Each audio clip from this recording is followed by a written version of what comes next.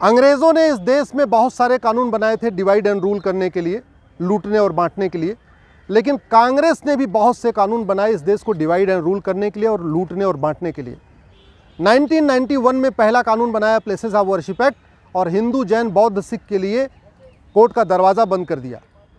1992 में दूसरा कानून बनाया, इस देश को हिंदू और मुस्लिम में बांट दिया, अल्पसंख्यक बहुसंख्यक में बांट दिया। हिंदू लॉ हिंदू, जैन, बौद्ध, सिख पे लागू होता है, लेकिन हिंदू को मेजॉरिटी बना दिया, सिख, जैन, बौद्ध को माइनॉरिटी बना दिया।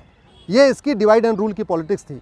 और तीसरा जो सबसे घटिया कानून बनाया कांग्रेस ने 1995 में, जिसको कहते हैं वक्फ एक्ट, जिसको मैंने सुप्रीम कोर्ट, हाई कोर्ट में चैलेंज किया है, और इसकी अगली सुनवाई भी सुप्रीम कोर्ट में होगी, क्योंकि इन्होंने हाई कोर्ट से ट्रांसफर पिटीशन फाइल कर दिया है कि मैटर अब हाई कोर्ट में नहीं बल्कि सुप्रीम कोर्ट में चलना चाहिए। वक्फ बोर्ड के सारे मेंबर मुस्लिम होते हैं। उसमें एक एमएलए है वो भी मुस्लिम, एक एमपी है वो भी मुस्लिम, एक उसमें एडवोकेट वो भी मुस्लिम, एक उसमें टाउन प्लानर वो भी मुस्लिम, एक उसमें आईएएस ऑफिसर वो भी मुस्लिम, एक उसमें जो स्कॉलर वो भी मुस्लिम, एक मुतवल्ली वो भी मुस्लिम। और उसके पास इतनी पावर दिया हुआ है कि किसी भी ज़मीन पे जाके कह दे ये ज़मीन वक्फ की है, तो आप उसके ऑर्डर के खिलाफ, उसके नोटिस के खिलाफ नियर बाई कोर्ट में भी नहीं जा सकते, आपको जाना पड़ेगा वक्फ ट्रिब्यूनल में। कहने का मतलब, अगर मेरठ में या मुजफ्फरनगर में किसी की ज़मीन पे वक्फ बोर्ड कह दे ये वक्फ की ज़मीन है, तो वो मेरठ की कोर्ट या मुजफ्फरनगर की कोर्ट में नहीं जा सकता, उसको जाना पड़ेगा लखनऊ, जो मेरठ और मुजफ्फरनगर से 700 किलोमीटर दूर है, और वहाँ जाके अपनी सफाई देनी पड़ेगी। और सफाई किसके सामने देना है? उसी ट्रिब्यूनल के सामने, उसी बोर्ड के सामने जिसने कहा ये ज़मीन वक्फ की है। तो वक्फ बोर्ड चोर हो गया, वही वक्फ बोर्ड दरोगा बन गया, वही वक्फ बोर्ड जज बन गया, वही वकील बन चुका है। ऐसा कानून हिंदुओं के लिए नहीं है, ऐसा कानून जैन के लिए नहीं है, ऐसा कानून बौद्ध के लिए नहीं है, ऐसा कानून यहूदियों के लिए नहीं है, ऐसा कानून पारसियों के लिए नहीं, किसी के लिए नहीं। केवल और केवल एक कम्युनिटी के लिए कानून बनाया कांग्रेस की सरकार ने 1995 में, वो है मुस्लिम्स के लिए।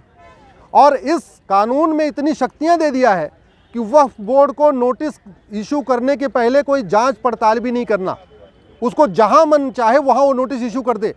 इसके चक्कर में ये वक्फ बोर्ड वसूली कर रहा है, लोगों को धमकाता है कि हम इसको वक्फ की प्रॉपर्टी डिक्लेयर कर देंगे, लोगों से पैसा लेता है, गरीबों का धर्मांतरण करा रहा है। आदिवासी एरिया में जहां लोग कानून नियम को ज़्यादा नहीं जानते, वहां पे ये नोटिस देता है और कहता है कि भाई एक तरीका है, अगर आपको ज़मीन बचानी है तो इस्लाम कबूल कर लो, मुस्लिम बन जाओ। तो इस तरीके से छत्तीसगढ़ के एरिया में, महाराष्ट्र के एरिया में, या और भी जहाँ पे पिछड़े लोग रहते हैं, गरीब रहते हैं, जिनको नियम कानून ज़्यादा नहीं पता, वहाँ पे ये कन्वर्जन का कारण भी बन गया है। इसीलिए मैं कह रहा हूँ ये कानून ख़त्म होना चाहिए। घटिया कानून बनाना सबसे बड़ा राष्ट्रद्रोह है, और घटिया कानूनों के खिलाफ चुप रहना भी सबसे बड़ा राष्ट्रद्रोह है। मैं इस देश के सांसदों से निवेदन करता हूं, विधायकों से निवेदन करता हूं, इस घटिया कानून के खिलाफ बोलिए। 1991 के प्लेसेस ऑफ वर्शिप एक्ट के खिलाफ बोलिए, 1992 के माइनॉरिटी कमीशन एक्ट के खिलाफ बोलिए, और 1995 के वक्फ एक्ट के खिलाफ बोलिए। ये तीनों कानून कांग्रेस ने भारत में डिवाइड एंड रूल के लिए बनाया था, सत्ता के लिए बनाया था, मुस्लिम अपीजमेंट के लिए बनाया था। और जितनी दोषी कांग्रेस है इस कानून को बना के, उतने ही दोषी वो लोग हैं जो इस कानून पे मौन है। जो लोग इस कानून के खिलाफ चुप हैं, मैं उनको देशभक्त नहीं मानता। घटिया कानून बनाना देशद्रोह है, तो घटिया कानूनों पे चुप रहना भी देशद्रोह है। घटिया कानूनों के खिलाफ न बोलना भी देश से गद्दारी है। इसलिए मैं सबसे निवेदन करता हूं, इन तीनों कानूनों के खिलाफ बोलिए। इस देश में संविधान है, जो कानून होना चाहिए वो सबके लिए होना चाहिए। अगर वक्फ एक्ट जैसा कानून सबके लिए होता तो बात समझ में आती थी, लेकिन केवल मुस्लिम्स के लिए ऐसा कानून, बाकी किसी को ऐसा कानून नहीं। क्या हिंदू इस देश में दूसरे दर्जे के नागरिक हैं? क्या जैन इस देश में सेकंड क्लास सिटीजन है? क्या बौद्ध इस देश के सेकंड क्लास सिटीजन है? क्या इस देश के जो पारसी हैं, यहूदी हैं, वो सेकंड क्लास सिटीजन है?